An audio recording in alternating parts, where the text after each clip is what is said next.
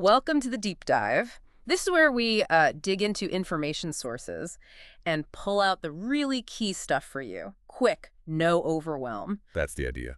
And today we're taking a bit of a detour, actually, into English slang. Specifically, slang you hear when talking about transportation. Right. We've got some good examples lined up from our source material. Stuff that shows how these, informal words pop up in real life. Think of it like a shortcut, maybe, to understanding how people actually talk about getting from A to B. Exactly. It's not just the dictionary meaning, is it? It's about the context, the everyday use. That's our focus. And the way our source sets this up is quite neat. It kind of welcomes you, then drops you into a dialogue packed with slang. Then, importantly, it goes back and explains it all. Make sure it sinks in. Yeah, and it even gives you a little nudge to, participate. So, yeah, ready to get started. Let's do it. So the source material kicks off with this section called Slang on the Move, Understanding Informal Language in Transportation. And it gives a little taster first, a story called A Bumpy Ride. About someone, Maria, in a London taxi. Oh, yeah, I remember that bit. She was a bit thrown by the driver calling her love and pet, right? Exactly. And things like stuck in traffic. But then she used no worries, mate. Never. Herself. And it apparently helped break the ice. Yeah, it just shows how knowing a bit of this informal language can make a connection. It really does. And that leads us nicely into the main event. A dialogue called Lost in the Underground. Right. Between two friends, Tom and Lena. Yep. And they're trying to catch the subway in London, which has its own slang name, too, as we'll see. Okay, let's tune in. So Tom starts. He says, "Hey, Lena, did you miss the train again?" Classic start. And miss the train? Well, that's pretty straightforward, isn't it? Means you didn't catch it. Too late. Yeah, like, I missed the bus again because I overslept. Simple. Okay, so Lena replies, sounding a bit fed up. Ugh, yeah. It pulled out just as I got to the platform. So frustrating. Right, so two bits there. Pulled out. That's what the train does when it leaves the station. He needs to stop, yeah. You might say, the train pulled out literally as I ran up, and the platform, well, that's where you wait for. Where you stand, stay behind the yellow line on the platform, that kind of thing. Got it. Then Tom, trying to be cheerful, says, "No worries, mate. Another one will come soon." Ah, notice one. Yeah, instead of train. That's really common, isn't it? Just a casual way to refer back. Another one will come soon. Just means another train. Like, is there any cake left? Yeah, there's another one in the kitchen. Good example.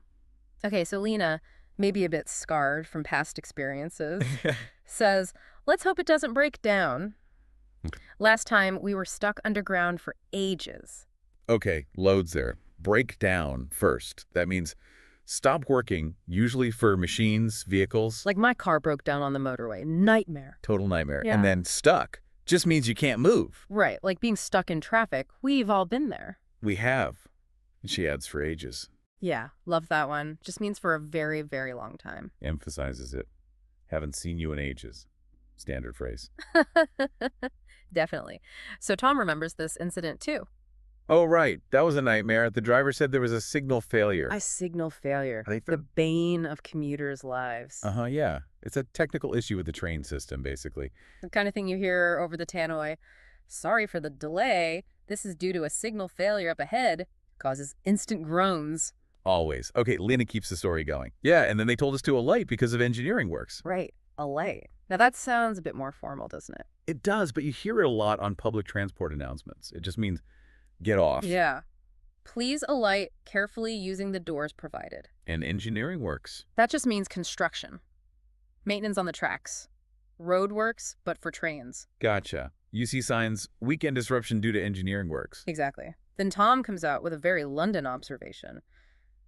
Honestly, sometimes the tube feels like a roller coaster, but without the fun part. Haha. Okay, the tube. That's the big one for London. Yeah, the nickname for the London Underground. Everyone calls it the tube. Because of the tunnel shapes, right? The old ones. Supposedly, yeah. So I'll meet you at the station. I'm taking the tube. Very common. And roller coaster there. Used metaphorically. Right. Just meaning lots of ups and downs, unpredictable. Like, this project has been a real roller coaster. Makes sense. Lena laughs. Haha, true. But at least it's cheaper than taking a cab. So, cabs or taxis, same thing. Yeah, cars for hire. Let's just get a cab. I can't be bothered with the bus. Simple. And Tom agrees, adding, true, cabs here are a ripoff unless you're in a rush. Rip off. That's a useful one. Oh, yeah. Means something costs way more than it should. It feels unfair, like you're being cheated. 10 quid for that sandwich. What a ripoff. Exactly. And then he says, unless you're in a rush. Which just means in a hurry. Yep. Sorry, can't stop. I'm in a real rush. Everyday stuff. These little phrases are key, though. They really are. Yeah. Okay, so the conversation wraps up a bit. Tom says, anyway, look, the next train's pulling in. Ah, pulling in this time. The opposite of pulling out. Arriving. Right. No new slang there. Just moving the scene on. And Lena finishes with, let's hop on before it zooms off again. 2 nice verbs there. Hop on means get on quickly. Yeah, like quick hop on the back. And zoom off means drive away quickly, fast. He just zoomed off without saying goodbye. Perfect. Wow, okay. So that one short chat packed in a lot of useful everyday slang. It really did. And the source material mentions a quiz usually follows, which is a good way to check understanding.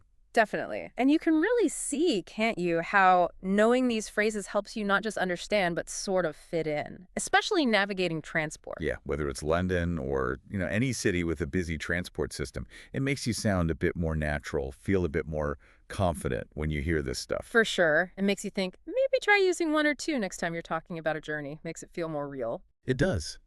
And it's interesting, isn't it, how specific slang develops around things like transport, like little shared code. Yeah, it creates a bit of an insider feel, maybe. Mm-hmm. Makes you wonder if other languages have similar transport slang quirks. That's a really interesting thought to leave people with. So, look, if this dive into transport slang was helpful for you, And you want more on understanding real, everyday English. then please do hit that like button and subscribe so you don't miss our next deep dive. Definitely. And let us know in the comments maybe your favorite phrase from today. Or tell us what else you'd like us to cover. Slang for eating out.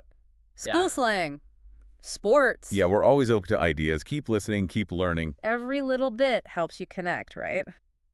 Thanks for joining us on the deep dive. Until next time.